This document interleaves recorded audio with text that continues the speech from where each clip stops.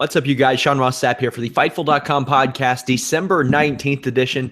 If you all missed our weekend shows, we had all kinds of stuff. We had Shane Helms on Friday talking total nonstop deletion. We had myself and Showdown Joe talking UFC on Fox 22 Sunday afternoon, as well as myself, Anna Bauer, and Alex Pawlowski talking Roadblock. Go check out that segment that Anna Bauer does every single week on Fightful.com. Most ridiculous. One of my favorite things of the week that we get. This week on Shane Helms' show, we're going to talk his experiences in the Royal Rumble. We don't have a whole lot of other stuff to really cover this week, so we're going to do a little bit of a retro show, and we're going to do those here and there whenever there's a subject you all want us to approach, whether it be a period piece, essentially, in WWE or TNA or WCW. We're going to tackle that. Go register at Fightful.com, absolutely free to get early access to shows like that, the one with Matt Riddle, exclusive financial analysis from Brandon Howard, our Pro Series, articles that are coming from the likes of EC3, Deonna Purrazzo, I said Issa Ramos because she just tweeted me. She's one of our mods. Deonna Purrazzo and Jason Kincaid. You all got me all flustered here, guys. Going crazy in the chat right now. We're getting to you, I promise. This show is brought to you by Skills, the worldwide leader in mobile esports. Play the games you love, win real cash prizes. Go to skills.com/fight on your iOS or Android device.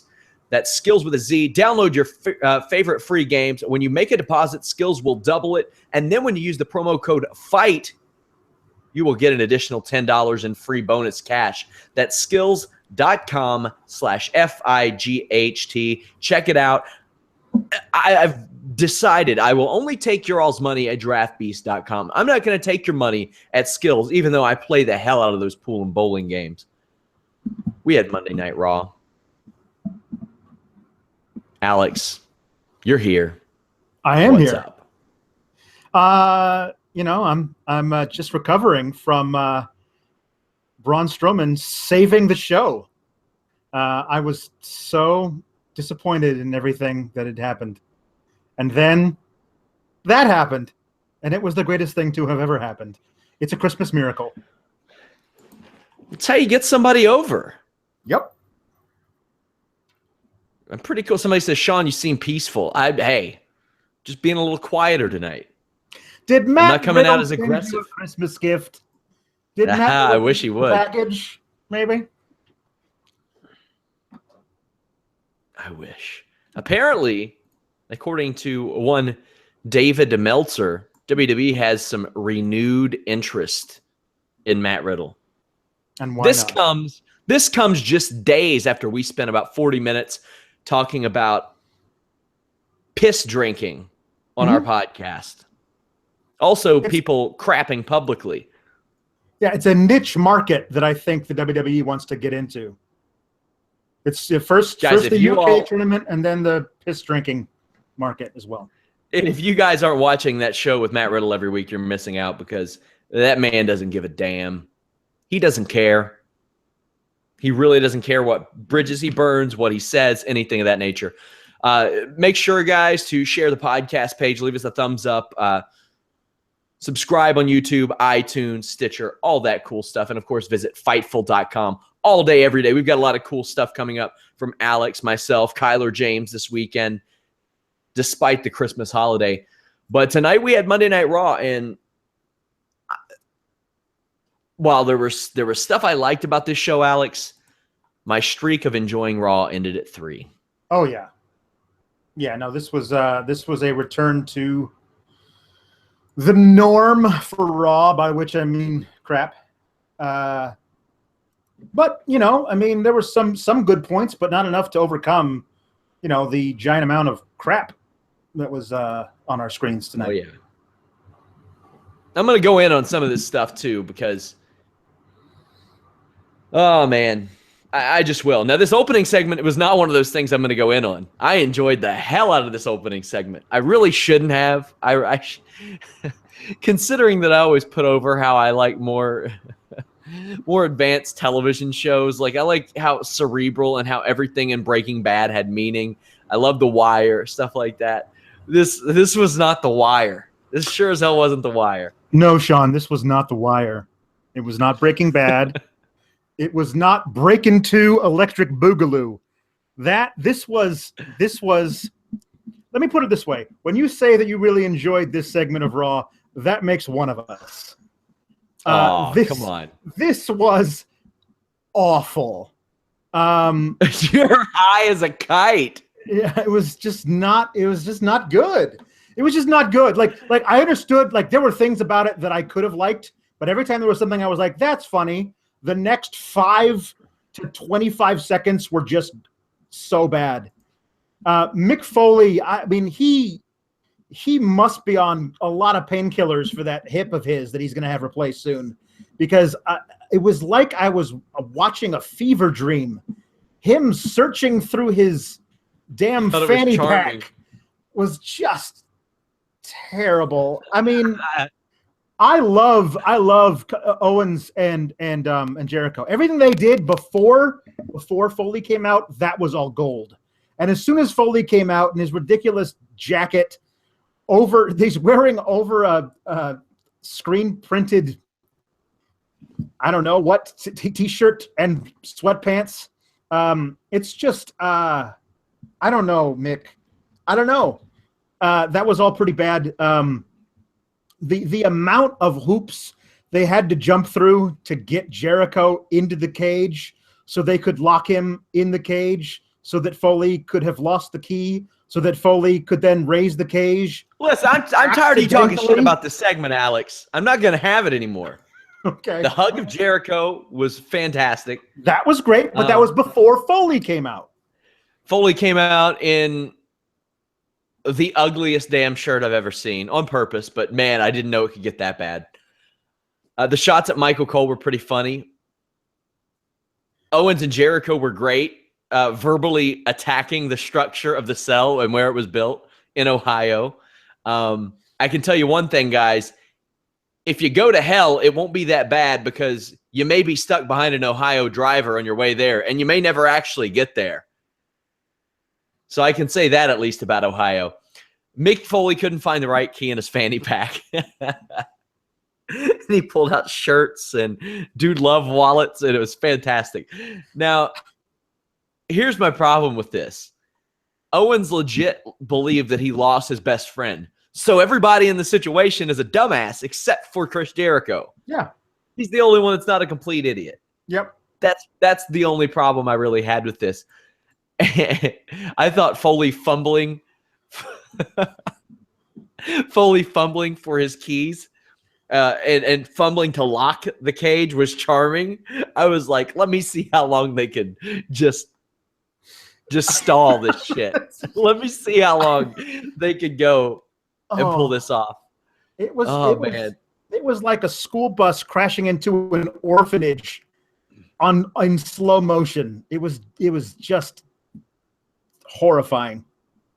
I mean, I understood what they were trying to do, but everything just got in the way. Owens and Jericho were just improvising this whole thing through. That crack you said about the cage was made in Ohio, so it's got to be terrible. Owens made that joke, but Foley was talking over him, so the crowd couldn't hear it. So Jericho had to make the joke later, and then it got the desired reaction from the crowd. Yeah, like it was just a giant botchamania of a segment. Yeah, Jericho definitely scavenged the joke. They had a little segment backstage too, where Jericho had to be given oxygen. Now there was a good thing or an interesting point brought up. This is going to be in the Alamo Dome. How high up is he going? Well, I mean, you only have to get it like 15 feet above the ring, and it serves. Nah, its screw purpose. that. Like, Screw that. I'm going to be there live. Oh man, I want to see him all the way up there. We had Big Cass versus Rusev. Rusev cut off Cass's catchphrase, which apparently really pissed Cass off. Now, I'll say this. He should have just went all Bob Backlund 95 and beat the shit out of the sound engineer. That's the guy who cued the music. Yeah. Big Cass probably isn't walking out there, Rusev probably isn't walking out there otherwise. But either way, Cass goes just banana sandwiches on Rusev and beats the crap out of him. I loved Enzo being a total thug and just agging it on. Like everybody you've ever seen filming a fight on their phone, nobody stops it. Yeah. They're just in their face, running their mouth. I loved it. I thought this was good for Enzo. It was good for Cass. Maybe not good for Rusev, but Rusev is what he is now. He's not going to be what he was in 2014, unfortunately. What'd you think? I hated it. It was the same thing. This is going to be that podcast. We finally come to the point where you love something and I hate something. This is going to be good. I hope the things that I love you hated, because it's going to be good. It was the same thing that they did last night. It was Big Cass beating Rusev all over the ring, and then Rusev wins. Last night it was a fluke count out. Tonight it was by DQ. This kind of DQ is pointless to me. Stop beating up your opponent. I'm going to disqualify you if you don't stop beating up your opponent.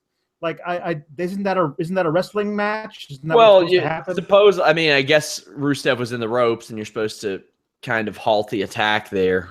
But I suppose that's the technicality. But it just makes Rusev. It should have been closed fists or something like that. But apparently they don't call those anymore.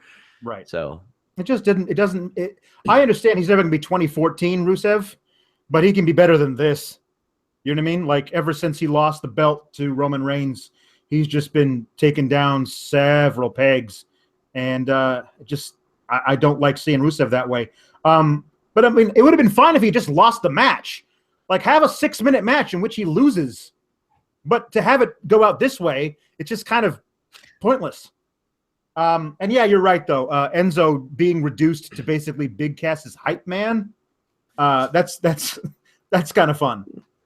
Yeah, I like that. I love how crazy that Enzo was going. Sasha Banks came out for a promo. She came out on crutches. That was a good move. Mm-hmm. Cut a realistic promo that did not have any verbiage that seemed to be handed to her. I thought it was one of her better promos because of that.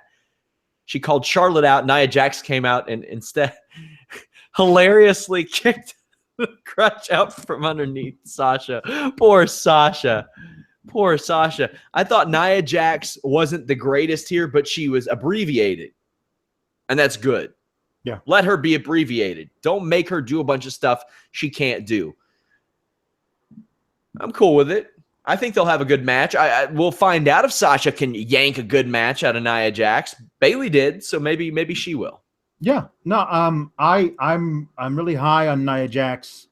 I like her a lot. The potential that they have to have her in a match with somebody the size of Sasha. The one problem with Nia Jax is that when she speaks, she sounds like she'd be more at home at a PTA meeting rather than in a wrestling ring. It just doesn't sound right coming out of that size of a person. But she didn't have much to say here. I thought it was interesting that they had Sasha play up the fact that she was really hurt, which is why she had to give up, coming out with the knee brace and the crutch, basically saying, like, I don't feel like the boss right now. I got beat and the better woman beat me, and asking Charlotte to come down to the ring so that she could say, you know, you were the better woman and I congratulate you on beating me. The thing that doesn't make a lot of sense to me is that both of these women are very young and early in their careers on WWE, and they're making it out as that though these two women will never meet again in a WWE ring for the rest of their careers, when we all know that's not true.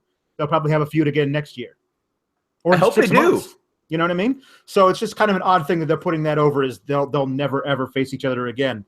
Nia Jax kicking the crutch out, which went directly up in the air and right back down in the ring, was kind of perfect. Yeah, I'm interested to see how long it takes for Sasha Banks to heal, not turn heel, but get better, so that we can see when they're going to start this Nia Jax program. Yeah, I'm also just still waiting on Emelina whenever they want to bring that back. I was about to mention something about that. This is the 12th week they've ran vignettes. Yep, 12th week in a row. That's 3 solid months. It's Golden Truth territory. Yeah. I know that you weren't with me at the place of my former employ where I had to cover something with Vince Russo every week, and every week it's like, okay, when's it happening? When are they just going to get it over with?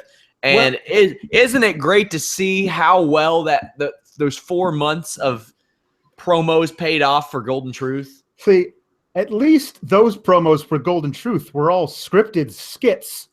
Like there was a story. I want you to be my partner. Will you be my partner? No. And then they switched and they did it the opposite way. That's actually a story they're telling. This is just shots of Emelina. God, I don't know why they changed her name. Of Emma. I refuse to call her Emelina. Emma from her Instagram page in different I've actually referred to our Australian friend Anna as Annalena on multiple occasions. Yeah, not even on purpose, but I mean, she hates it. Just add Lena to anything. That's how it goes over there. So she ain't ever coming. They need her bad. They're pretty shallow right now, and we'll get to what they're using some of the women for. But it is truly the end of an era. There are new tag team titles on Raw. There are. They've upgraded from the pennies to the dimes or quarters. They don't look half bad when they're not copper. Well, I mean, I didn't have a problem with them as the copper thing. They've only been around for 6 years. I mean, listen, well, the whole thing is that what I don't like is it looks like a blatant copy job of the SmackDown titles. The SmackDown titles are blue with the dimes. Now these are red with the dimes. I don't like that. It has the air of what are we going to do with the Raw titles? We'll just copy the SmackDown ones. Okay, good. Well, I mean, that follows the pattern of the SmackDown Championship and the SmackDown Tag titles. I mean, those were a copy of the Raw ones, just modified a little bit, and then we had the SmackDown Women's Championship as well. Right. So, what I'm wondering is if somebody beats AJ and becomes the new SmackDown, WWE champion, and they switch that one to have a blue belt. Ellsworth. I hope. Yeah, Ellsworth insists on it having it. That's how to turn him really heel. Have him insist on changing the belt to a blue belt. Well, they already had that for Alexa, so they're not going to do that. Yeah. Braun Strowman's backstage killing stuff, that was cool. Cedric with Alicia Fox against Noam Dar. Now, I don't really pay much attention to 205 Live, but Noam Dar is the kind of guy I want to hang out with. Okay, we'll get to this whole Cedric Noam thing. You just breeze right by what you said. Braun Strowman just killing stuff in the hallway. There was a point where there were all these plastic bins, like you put your stuff in when you go through the airport TSA. And he just took them and just threw them up in the air. And I was like, oh no, Braun's declared war on plastic bins. Like, it was just absurd, but I loved everything. I love the idea of like Mick saying, I convinced Sammy to leave 2 hours ago. He's 100 miles from here. I was like, oh, well, that kind of takes all the sting out of this thing. Like, if there was never an option for Sammy to actually come out and do anything, like he's not here yet, might have been something interesting. But yeah, anyway, moving to Noam and Cedric. I don't know if you caught this thing where Noam hit on Alicia Fox. And Alicia Fox kind of not before tonight. She kind of like smiled as he walked away, and I was like, "Oh, Alicia, don't do that." This whole angle is so beneath Cedric Alexander. And they've picked the guy. Everything look effortless in that ring, but he did not need it. He did not need a handspring before that kick. No. The Noam thing. They picked the guy with the thickest, most unintelligible accent to do all of the hitting on Alicia Fox promo work. It's like, hello, Alicia. I just wanted to tell you that I think you're foxy. And it was just really, really bad. Like, I love it. I bet you, and you bet me once, but the real prize is in that ring with you, Cedric. It makes it even better. Alicia Fox. Oh man, but I think it makes it even creepier. Oh, it's because it sounds like he's saying Alicia Fox. It does, and it's bad. They need to stop. I mean, like, I think they're basically just making Noam Dar do the same things that Enzo does, except for Enzo is the baby face still somehow, and Noam Dar is the heel. It's an interesting little mind game they're trying to play here. I don't understand it, but Cedric Alexander belongs in the top feud in the cruiserweight division, not messing around with Noam Dar. Sure. I do like that they're allowing these cruiserweights to show a little more character. This should have happened from the jump, quite frankly. Also, wrestlers got to stop saying "you see" in promos. Mm-hmm. That is up there with "my name is" as one of the most overused cliche things I've ever heard. Now, I know in OVW especially, and they got this from WWE, like it was handed down from WWE, they would teach people to say "my name is" a lot in promos. And I'm like, Jesus, man, that was so played out like 10 years ago with all the ECW intros and stuff when they would do those vignettes.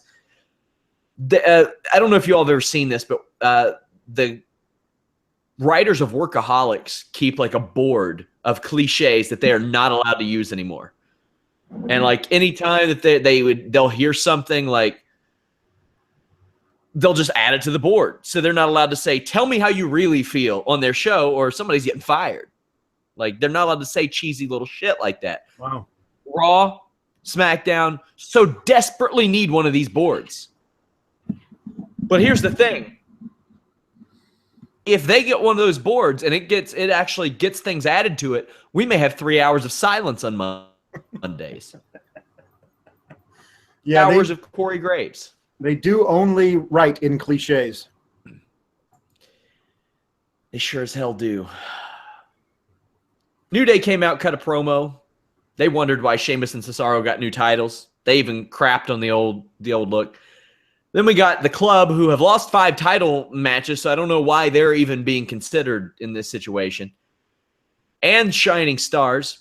I challenged someone who cares about this match to write 1,000 words on it, and I would run it on Fightful, and somebody did. I haven't read it, but unfortunately I'm going to have to because I'm going to have to edit the thing. I only hope that it was written in sarcasm because I did not give a shit about this match. Like, the Shining Stars came out and I was like, is the WWE mad at me or something? What did I do to deserve this? I'm not that bad of a person.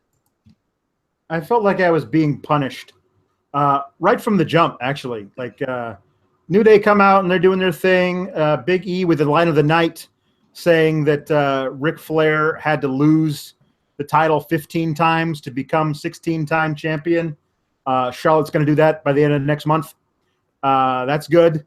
But then Cesaro and Sheamus still bickering, still can't get along. You guys are champs. You buried the hatchet when you threw that guy through a wall and shared a Guinness together. It's over now. You can move on to the next chapter. They did, and now they're going back a chapter. I don't understand why this is happening. It's really frustrating. And then the Club come out. What are you guys doing here? Why are you involved? And the Shining Stars. And it's like, well, who's next? Golden Truth? Like, that's it. That's your entire, and that and Enzo and Cass, if they ever actually tag together again. Like, that's your entire roster. Like, where's the Revival? Get them up here now. Stat. I actually just wanted the New Day to have their rematch, to lose again, and to have somebody like let's move on.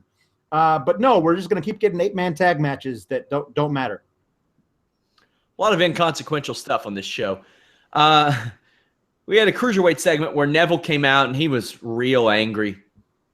His promo wasn't too hot, but hey, it's better than the nothing he's been doing. He had a right to be upset in the storyline. Like, why the hell wouldn't you have a Neville involved in the cruiserweight division? Also, by that standard, Xavier Woods has a reason to be pissed. Sami Zayn has a reason to be pissed. Sami Zayn, by the way, keeps saying, well, I don't know. I don't know if I can be a cruiserweight. I'm 212 pounds now. I couldn't possibly find a place to cut 7 pounds. Either way, Rich Swann comes out, and he's also not good on the mic. And then Kendrick gets shoehorned in. And I'll tell you what a heel Neville doesn't need. He doesn't need Brian Kendrick sticking up for him. But what I need personally is to see TJ Perkins rush that ring and immediately get kicked in the fucking face by Brian Kendrick, because that was great. Yeah, no, I know I'll disagree with you on the Neville promo. I thought it was fine for what it was. He had a very good reason for delivering it the way he did. I like the idea of like you guys were cheering for me as I beat up Rich Swann and T.J. Perkins, which of course is not what the WWE had in mind when they sent him out there last night. But they were chanting, "Thank you, Neville." So he says, "Why are you guys cheering for me then? The only time you guys really cheer for me is when I'm small and defenseless, and then you like me." Well, I'm not. I don't need your pity. It's good. It's good healing. It's a good reason for him to be that way. I like Brian Kendrick as the guy who thinks he's going to get on Neville's good side by buttering him up. And then after Neville's done and left both TJP and Rich Swann laying in the ring, only then does Brian Kendrick pick the bones and hit the sliced bread on TJP. That's a great use of Kendrick's character as this guy who's just going to glom on to the most powerful heel in the division. That's a good thing to do. Knowing he's eventually going to try and turn on Neville, that's going to be fun. We had Enzo's sensitivity training, and this could have been really good. I was really excited for it. This sounds like an idea that you would have pitched in all seriousness, like that Enzo should actually go to sensitivity training. They're like, let's make this a storyline. And you'd be like, oh, damn it, guys. But one thing we learned here, Bob Backlund is still on the road. He's, for some reason, I don't know. Enzo making bad jokes and laughing at himself. Like, he's the only baby face, I think, that could get away with that. Like, when he took the chair, I was like, you dumbass. Enzo makes fun of gender, which I thought was funny, the gender tender thing. I saw somebody, oh, God. They took offense to the fact that Jinder Mahal as a minority and that Darren Young as a gay man were involved in this sensitivity training. And I was like, it was just a spot. There was nothing malicious about this. Like, Jinder Mahal was in this segment because his name rhymed with tender. That's the only reason.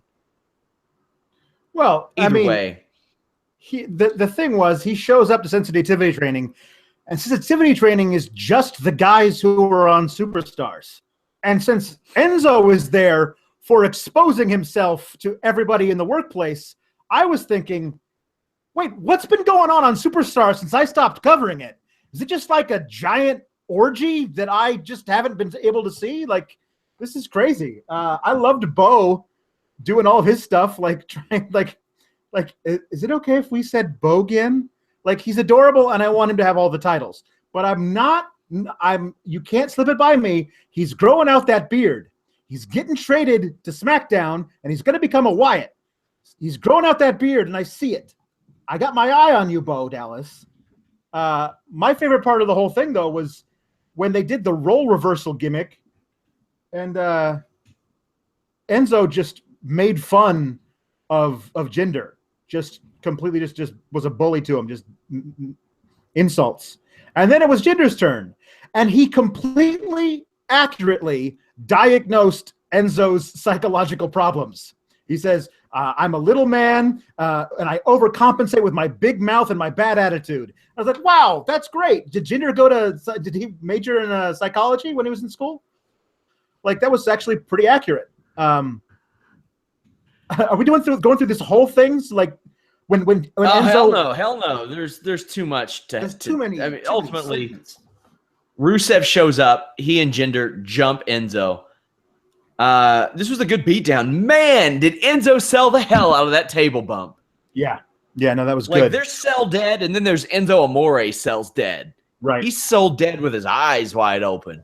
Yeah, his the thing I loved about it the most was Rusev just kept saying, "You didn't learn your lesson. You didn't learn your lesson," because apparently Rusev had, like, a two-way mirror in the room and watched as Enzo left the sensitivity training, but he didn't do that. He hit on the instructor. Like, Enzo didn't learn anything. He didn't learn his lesson, and so Rusev had to come in and teach him. I don't know if this is the beginning of Jinder Mahal being Rusev's buddy, but they tag teamed him on the beatdown. So I'm fine with that. It's a use of Jinder Mahal, better than just like taking a beating on superstars. There is no better use of Jinder Mahal than just putting him on superstars. I mean, I guess Jinder Mahal wouldn't say that, but Titus O'Neil versus Sin Cara.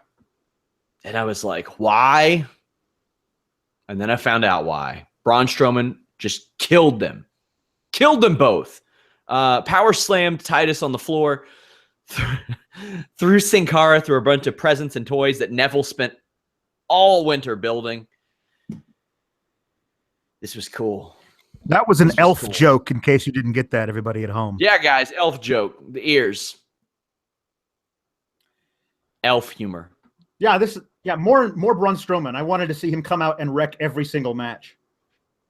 I actually thought that when he told Foley he was, or else he's going to go out and destroy everybody, and the next match was Cedric Alexander versus Noam Dar, I was like, well, here's the beginning of Braun Strowman killing all of the cruiserweights. But I was glad that he showed some restraint and waited until now. Around like he was a rag doll. Like Titus O'Neil is a big dude. Like that was really impressive. I just loved him ruining Christmas by kicking all the presents and breaking all the Christmas trees in half. He was like Braun was like the Grinch who destroyed Christmas. In my opinion, it was the best Christmas ruining since Alberto Del Rio hilariously ran over Santa. That one was pretty good. That's going to be a tough one to top because of the sheer fear on the face of Del Rio, knowing how bad he had screwed up. Yeah. Oh, man. That, by the way, that and many, many, many other Christmas-themed WWE, TNA, MMA videos will be going up throughout the week. It's going to be a lighter news week, but we still got tons of features coming, and we're going to hit you up with a bunch of Christmas videos, as always.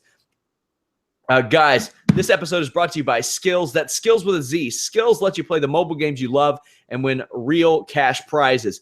Every Skills game is free to play. I love playing their mobile bowling and pool games. As I said last night, I can't play either one in real life. I'm terrible at them, but I play on Skills and I win real money. What's really cool is that you have that option of competing for real cash prizes. You can win money playing games on your phone. You can win up to $100 in a single tournament with entry fees as low as a penny. You can't find that much of anywhere else. Skills offers a variety of games for iOS and Android devices, including puzzles, bubble popping, bowling, pool, solitaire, trivia, and more. In addition to tournaments, you can also compete with other players head-to-head.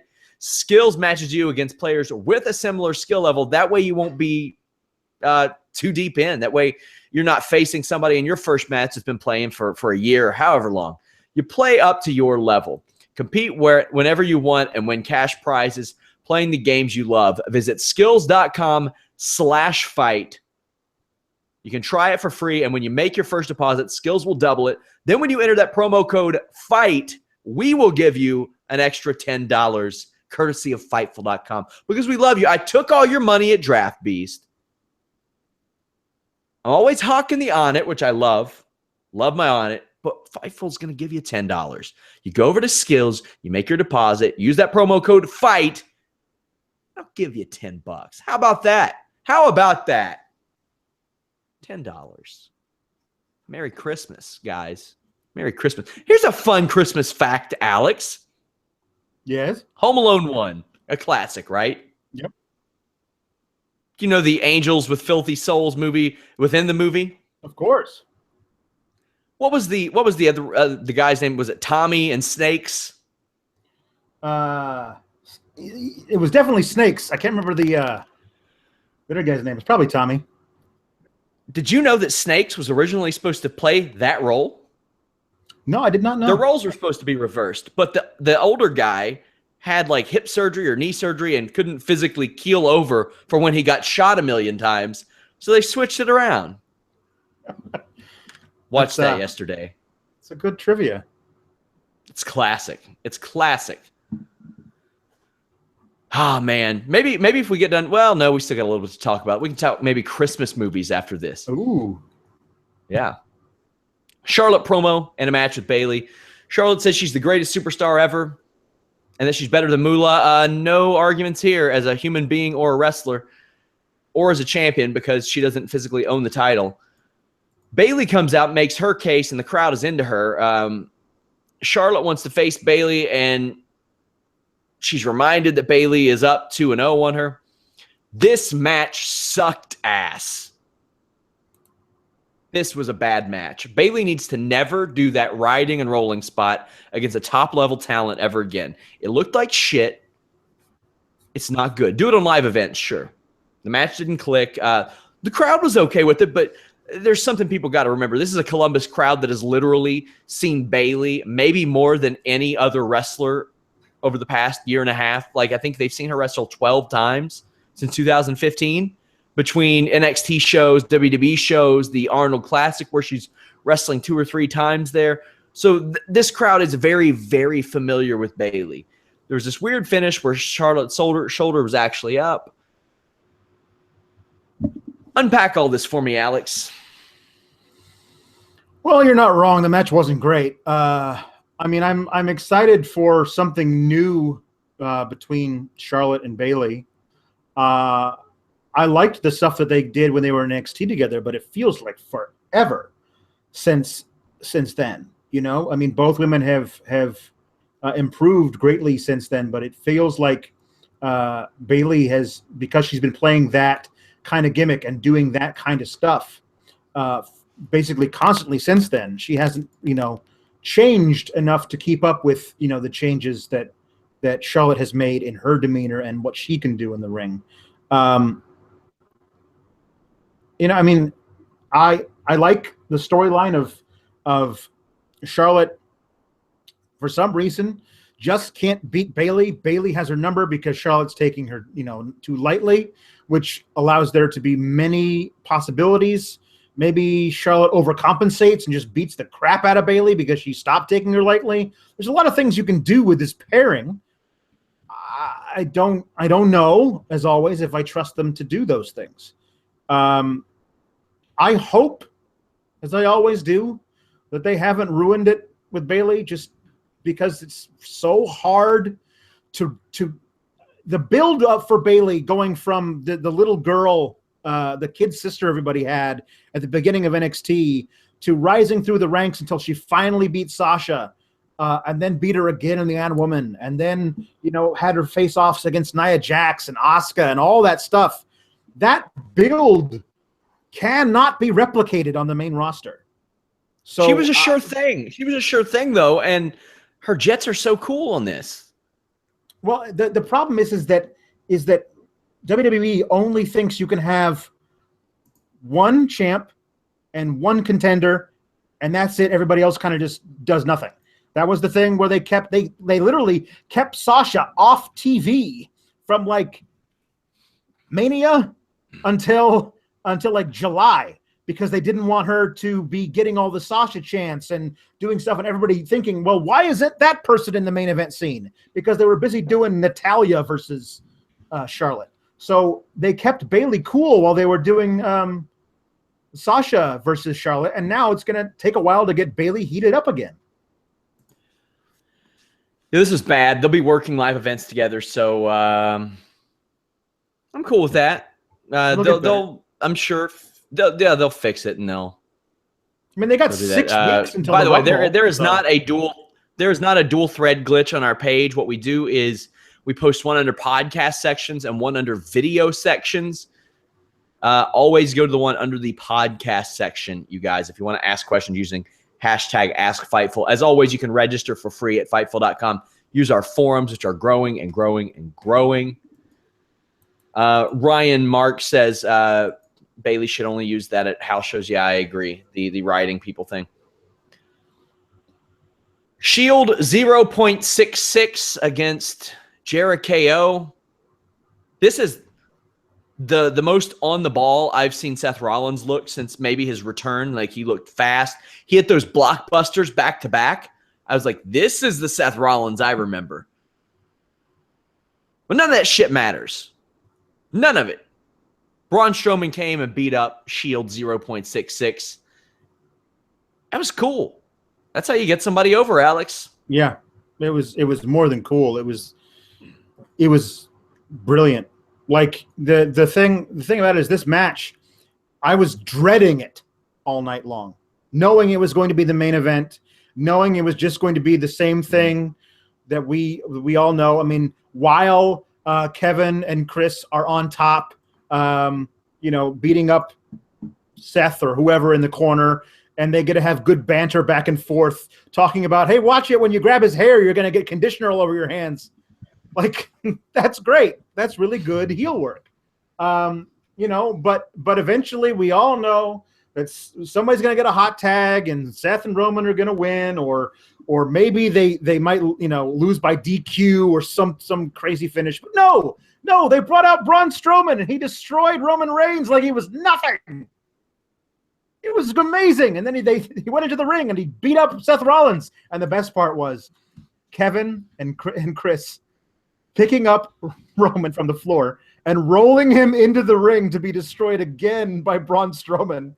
That was such a wonderful touch and perfect for their characters, and I loved it so much. I honestly do not know. Go ahead. I don't know how they're going to sustain this thing for 6 weeks up until that ridiculous shark cage match. I don't know what they're going to do for it, but what if they have Roman Reigns beat Strowman on the way? Oh, please, no. Strowman hasn't lost. He hasn't been pinned or submitted. Oh, he lost. Right, but he hasn't been pinned or submitted. He lost because he didn't murder Sami Zayn.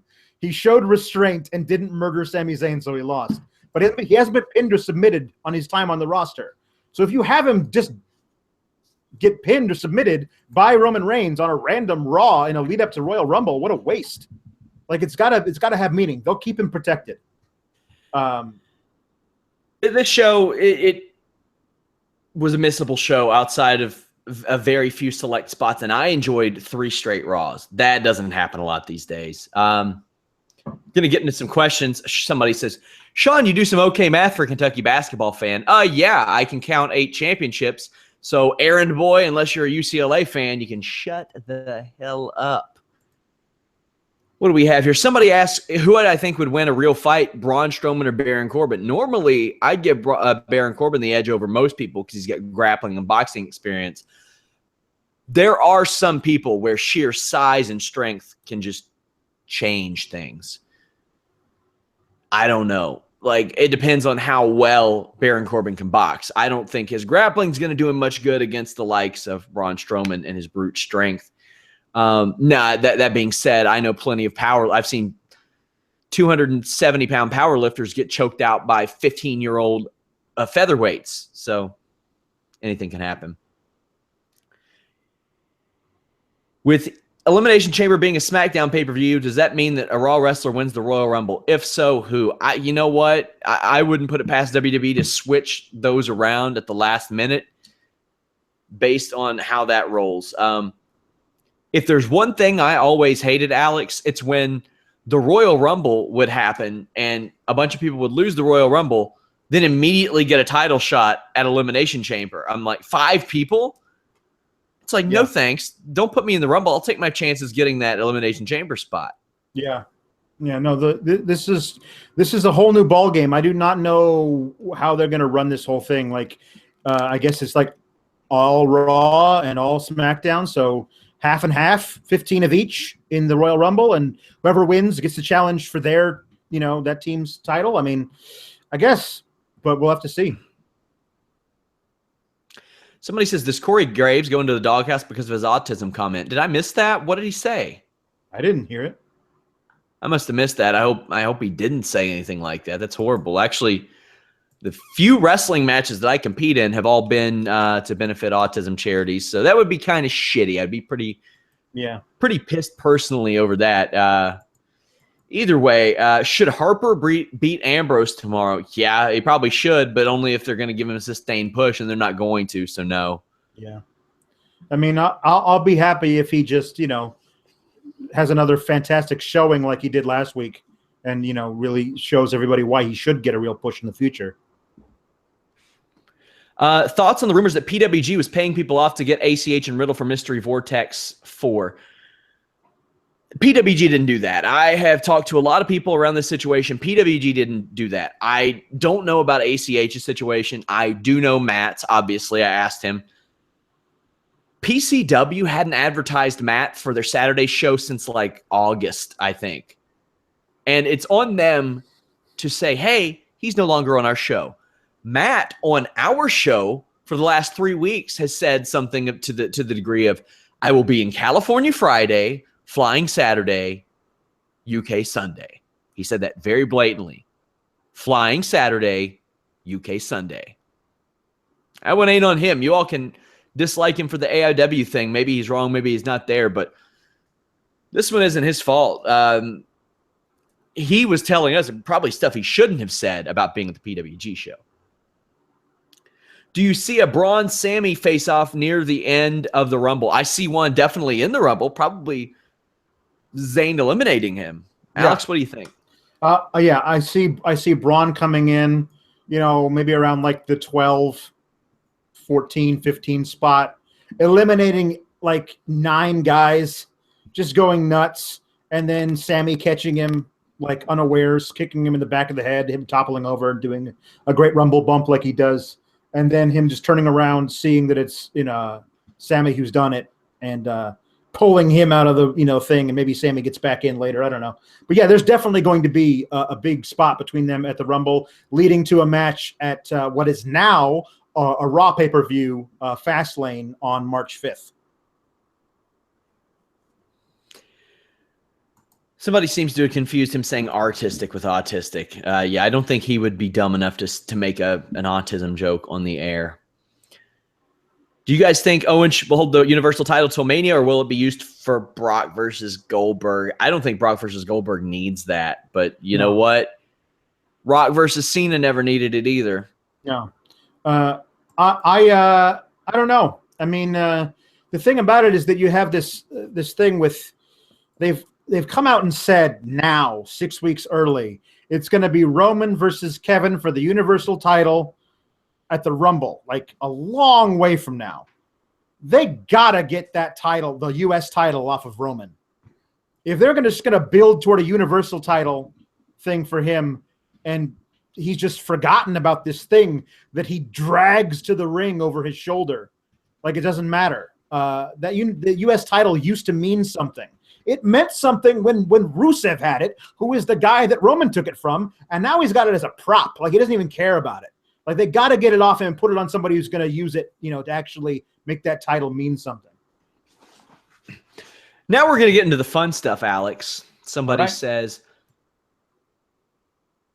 do you view Die Hard as a Christmas movie? I view Die Hard as the Christmas movie. It's certainly a Christmas movie. I won't say the. So is Die Hard 2. Right, yeah. If it's snowing, it's a Christmas movie. In the Die Hard franchise. They were at a Christmas party the first time. The first time is definitely a Christmas movie.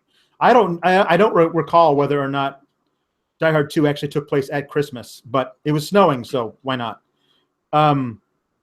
It is definitely one of my top 10 Christmas movies, and the best action movie ever made, Die Hard 1. So somebody says Die Hard is more of a Christmas movie than Home Alone. Home Alone was both set around Christmas trees and presents and all that stuff. Here's one for you. I've had this debate with a lot of people. Do you consider Toy Story a Christmas movie? Now, here's why I asked that. The end of the movie features Christmas. It was released around Christmas. Always qualified it as a Christmas movie, Alex. You know how they used to do this with VHS as like the Santa Claus? They weren't releasing that on VHS in March. Right. Like, why do that? They waited until November the next year to get people to buy that. They did the same thing with Toy Story. Mm-hmm. They didn't release it on VHS or home video for like a full year. So that gave me the impression, well, that qualifies as a Christmas movie. Right. I want your take. Well, I haven't thought about it in that way for a while. The thing that I always get to me is that what signifies a Christmas movie to me, maybe this is me being northern elitist, but if there's snow on the ground, that makes you a possibility for it.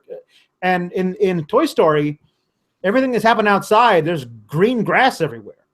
So maybe it's taking place in like Arizona or something, but But to me, snow is a necessity for a Christmas movie, or Christmas decorations everywhere, like in Die Hard. I know it happens in L.A., so there's Christmas decorations everywhere. They're going to a Christmas party.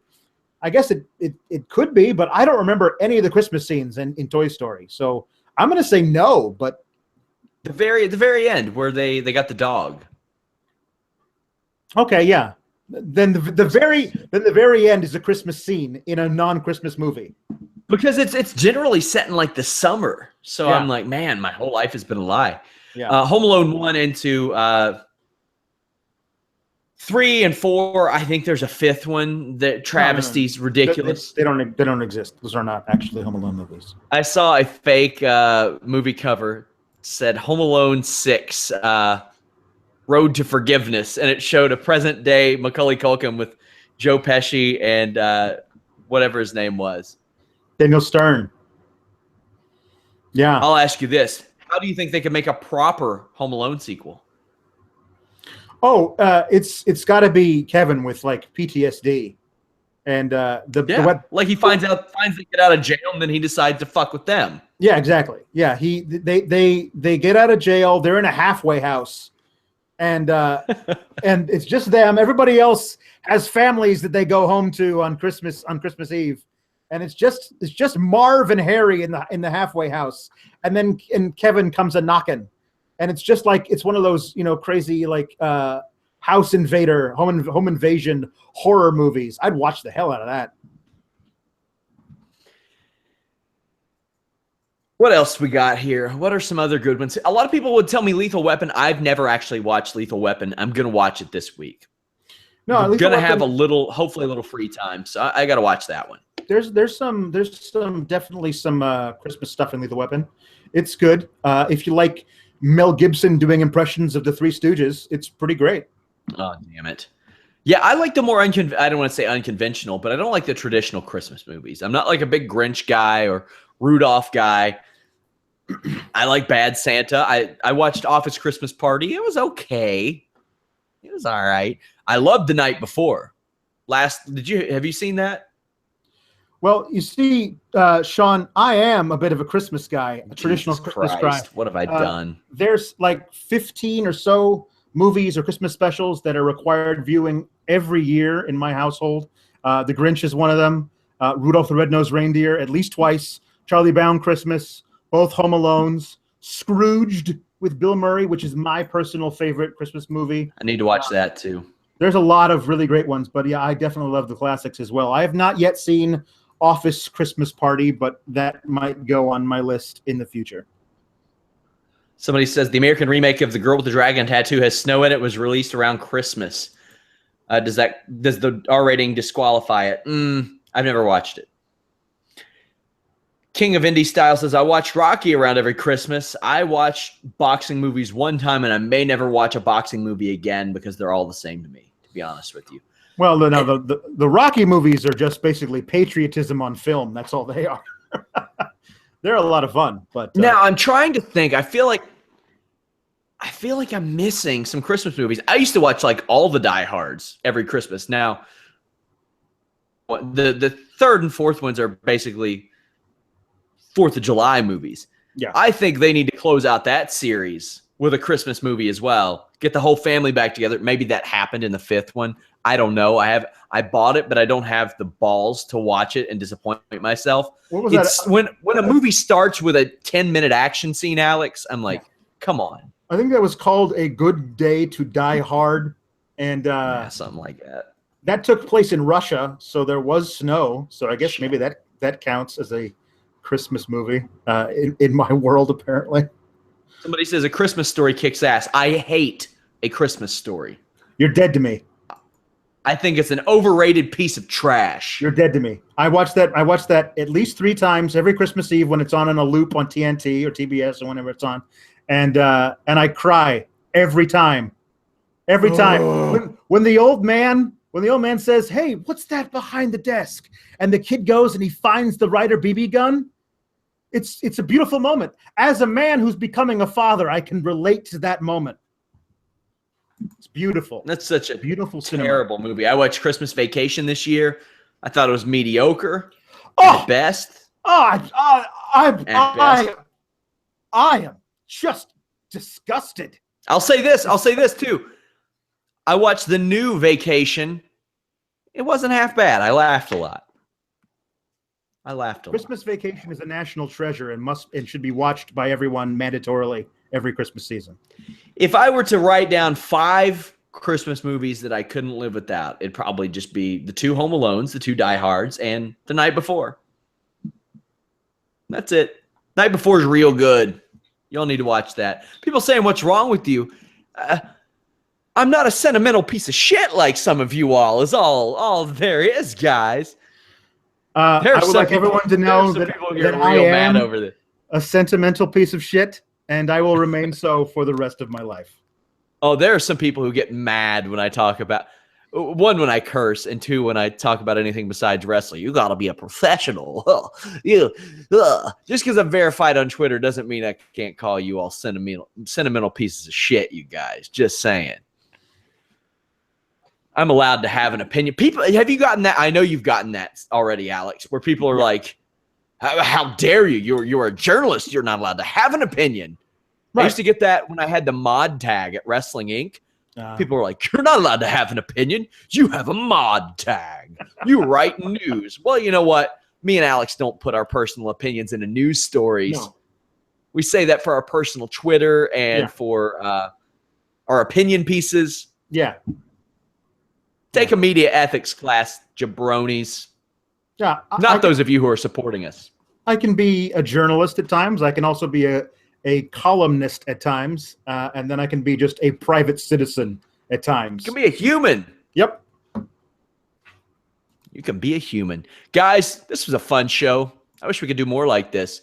Hey, maybe if WWE keeps on putting lackluster shows that don't give us a lot to talk about, we can talk about our favorite New Year's movies, our favorite Canadian Boxing Day movies. Yeah, I mean, I'm sure next Monday, the day after Christmas, is going to be a piece of crap Raw. So we can talk about what we got for Christmas, and we can show off our little toys in front of the camera, and everyone can see. Tomorrow after SmackDown, I'm here with Jeff Hawkins. We're going to talk about that show. Wednesday was Showdown Joe. Thursday, Matt Riddle. Register for free at Fightful.com. Friday with Shane Helms. We're going to do a little something different. We're going to talk about his experiences in the Royal Rumble, at the Royal Rumble, when he wasn't in the Royal Rumble, what that was like. Send in your questions to me. What do you want to know? We've got things where, like, he won the Cruiserweight Championship at a Royal Rumble. There were years he was just skipped over altogether. There were years he was injured. There were years where he lasted 15 seconds. There were years where he lasted not much more than 15 seconds.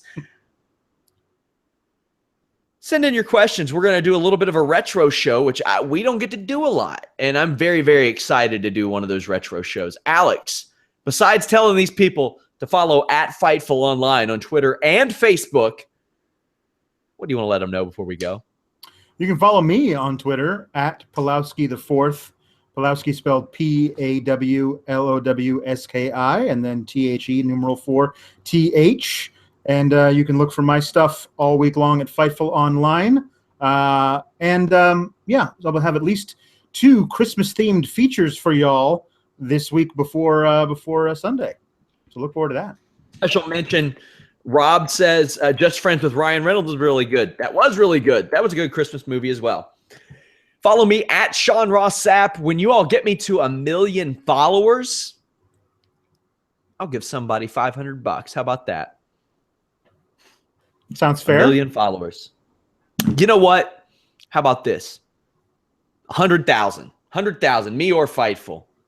100,000 and I'll give away $500. Hot diggity damn. We're back tomorrow. Check out Fightful.com, the fastest growing wrestling, MMA, boxing website on the web, guys. We're out.